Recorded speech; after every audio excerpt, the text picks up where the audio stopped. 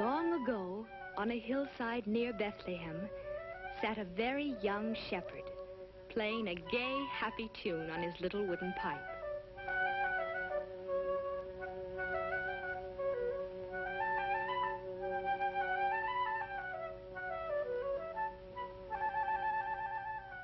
In that year, the Emperor of Rome had ordered all the people to be counted and taxed, each man in his own city.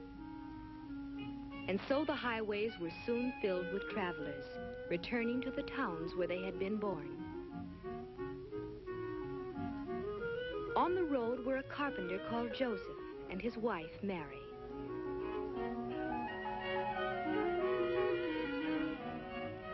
Their hometown, Bethlehem, was a city now filled with visitors, all looking for places to stay. And by twilight, Joseph and Mary were weary of searching.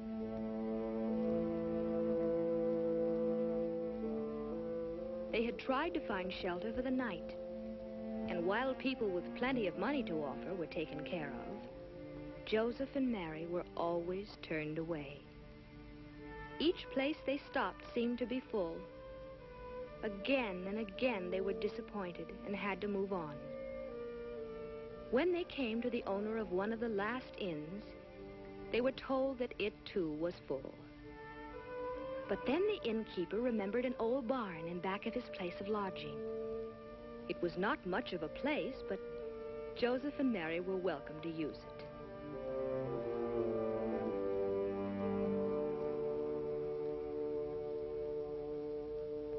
This was where they would stay for the night. And in this old, dingy stable, the animals made room for the unexpected guests. As Joseph made Mary comfortable and the weary tourists took their rest, night settled over Bethlehem.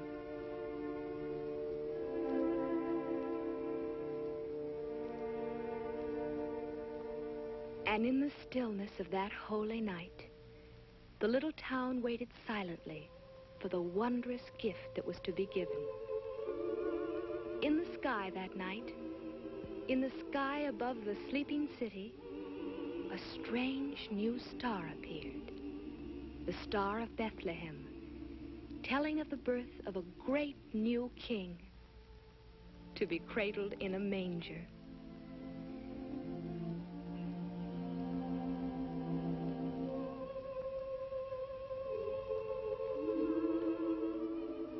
And so it was that Christ the Savior was born in Bethlehem on that silent night so long ago.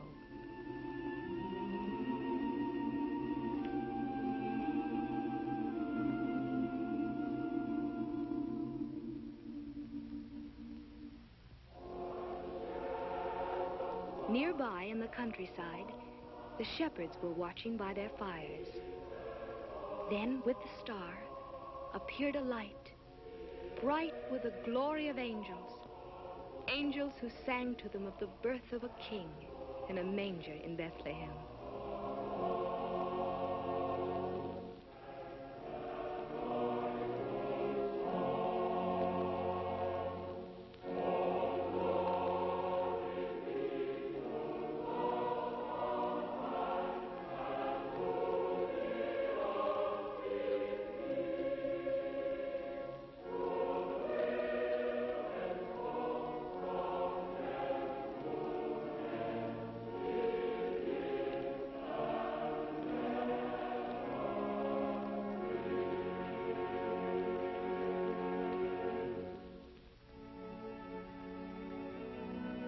Full of wonder and surprise, the shepherds hoped to see the child of whom the angels sang.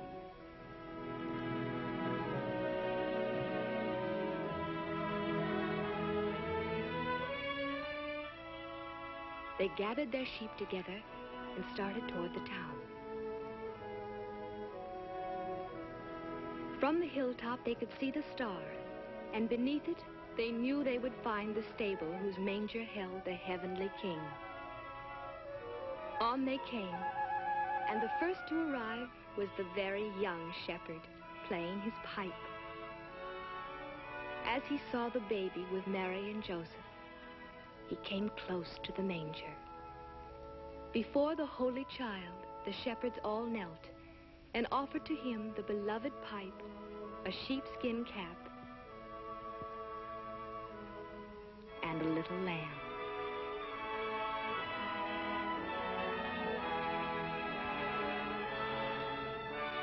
And when they had worshipped him, they would go to tell others of this wonderful thing that had happened.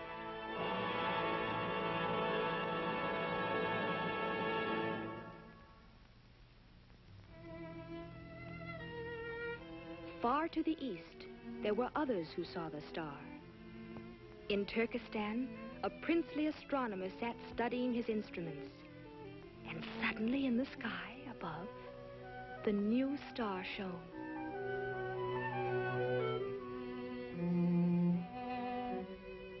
In India, a king watched from the balcony of his marble-columned palace as the star grew larger and larger.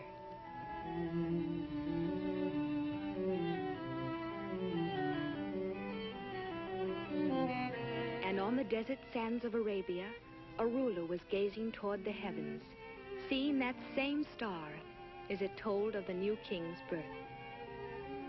To them all, it meant that a king had been sent from God, a king they would worship. Each one set out to follow the star and to bring to the child a gift of love. The astronomer boarded his ship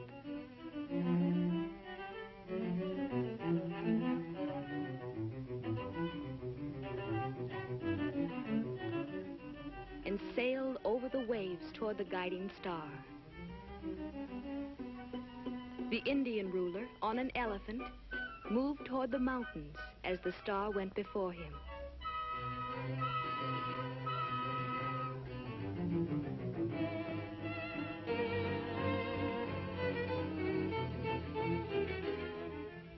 And from Arabia, across the desert, came the third king on a camel.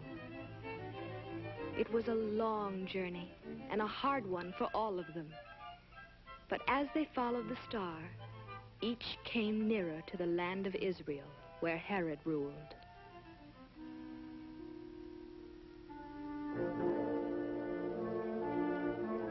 King Herod also saw the star and sent for his counselors. To Herod's advisors, the star fulfilled a prophecy that a king should be born in Bethlehem, in the land of Judah.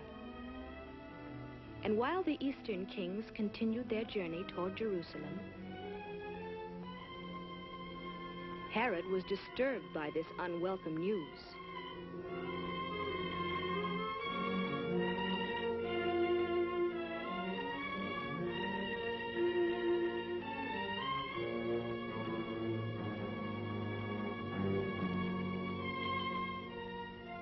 Thinking surely that King Herod could direct them to the newborn child, the wise men came to his palace to seek his advice. Perhaps they would find the babe there, in the palace.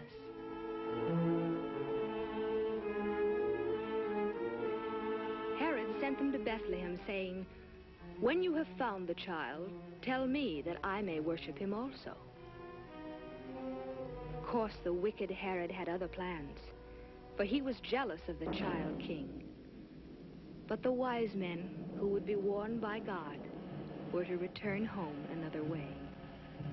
And so once more the kings from the east took their gifts and followed the guiding star. It led them out the north gates of the city, on toward the Bethlehem hills. Then, above the little town, it seemed to stop. At last they knew that here, in Bethlehem, they should find the newborn king.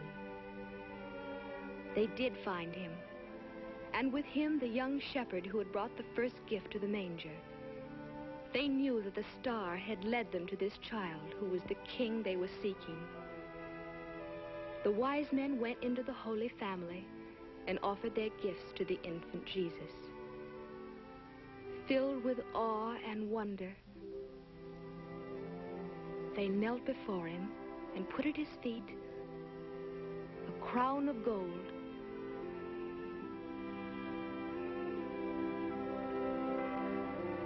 a chest of frankincense, a jar of myrrh.